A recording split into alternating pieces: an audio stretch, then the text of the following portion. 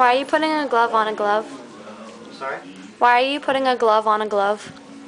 Technically it's an invasion of privacy to ask people if they have any diseases or bloodborne pathogens. So we have to assume that everybody has everything. So these are the good gloves that allow me to not be afraid of getting any of your blood on them. Oh. The other gloves are just tiny good gloves. They're just like the good. It's like, oh, I don't want to touch your skin, but this is, I'm going to be dealing with potentially blood now. So I have to assume that you have AIDS, chlamydia, gonorrhea, the whole gamut of shit. So. You have AIDS. Realistically, most people in this country that have diseases aren't even aware of it. So asking people is not really a reliable means of getting any information. Most people lie to their own doctors. That's true, I lie to my doctor. I don't talk to my doctor. I don't like my doctor. Well, you're also a teenager. As you get older, you start to actually have to do that. That's icky.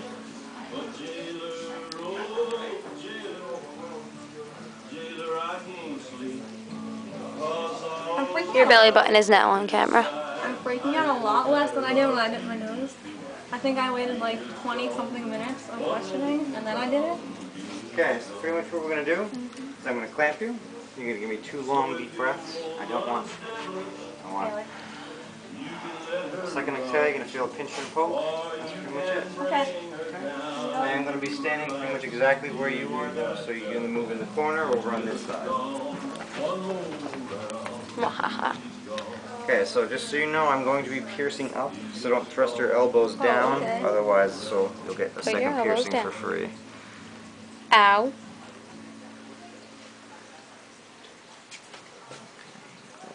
Tilt down there.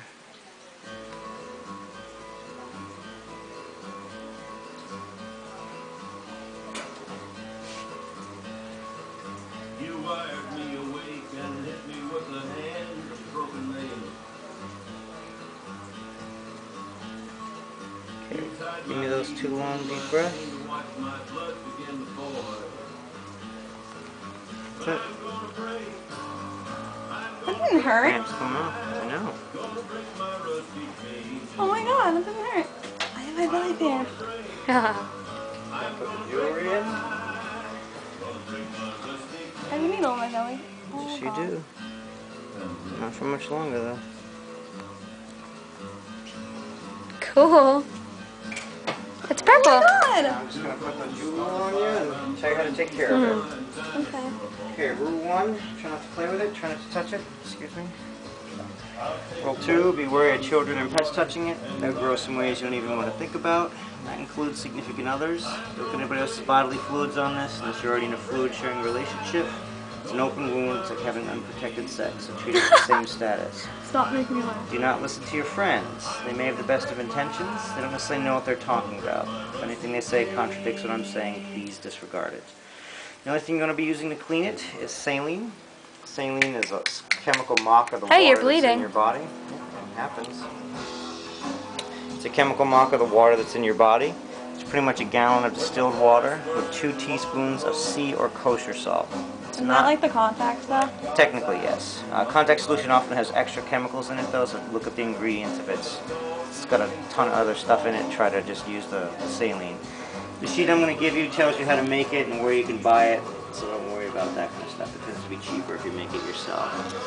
When I say nothing else, I really mean it. No alcohol, no peroxide, no polysporin, neosporin, gunk splitters, creams, or gels. Just try and avoid everything else. Wash your hands with antibacterial soap, preferably a pump format, non-scented, non-dyed. Dial and soft soap tends to be the winners. Those tend to be just the cleanest things that you can use. When you get out of the shower, you want to take a shot glass or a Dixie cup of that saline, put it in the microwave for about 5 seconds, so it's about as warm as your body. And then pretty much you can just lean over, take the cup, place it, lean back, and just let it soak there for 30 seconds. You want to do that 3 times a day, once in the morning, once right before bed, once in the middle of the day, or in theory any time that's touched. If you happen to have a dirty job, it is. How did it get up there? It was on my glove. Oh. So that's pretty much all you need to really be worried about. Just clean it 3 times a day or whenever it gets dirty, and that's pretty much the hard part. Signs of infection are universal.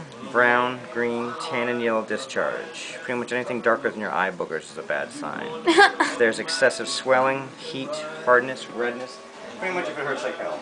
I did just stick a needle through you, so expect it to be a little uncomfortable. Your body is going to emit a little bit of lymph, which will harden into little crusties. That's normal.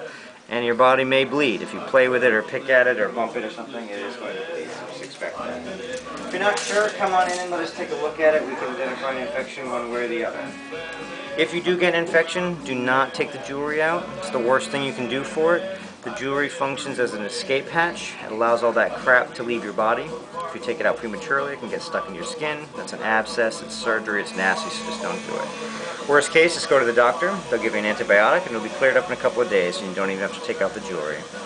You can do a one-time jewelry change in about 6 weeks, assuming there are no complications. On average, you're looking between 4 and 5 months to fully heal. You're very young, it's probably going to be closer to 5 months. I don't know, sorry, 5 to 7 months for this. 4 to 5 months is a lot of stuff. It's going to seem healed in 2 months. It's not. Try and baby it for as long as you can. You'll appreciate it in the long run. Try to avoid hot tubs, public pools, saunas, beach water, and excessive tanning. I'm not saying you can't do those things. They tend to complicate it. If you do them and something goes wrong, it's not my fault. That's pretty much what it comes down to. An ibuprofen when you get home is not a bad idea. Nor is a multivitamin every day. This is good advice. If you have any other questions or concerns, the sheet I'm going to give you says everything I just said. It's got a little bit more information.